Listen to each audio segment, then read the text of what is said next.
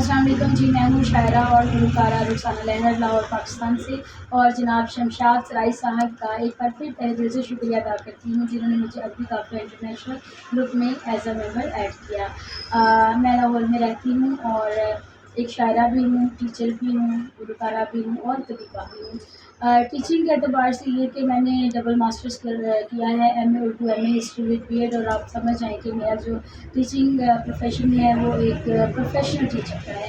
طب یونانی میں نے 4 سالہ حکمت کا کورس الحمدللہ پاس کیا ہے، اور میں سند یافتہ طبیبہ ہوں۔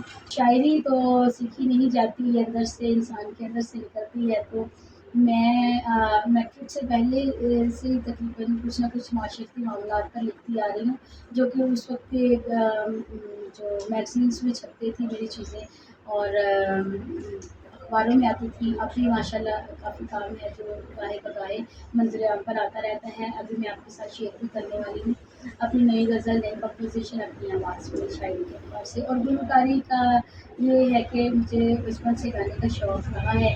اللہ تعالیٰ نے اگر اچھی آواز دی ہے تو پھر اسے استعمال بھی کرنا چاہیے۔ ابھی آپ میری شاعری سنیے۔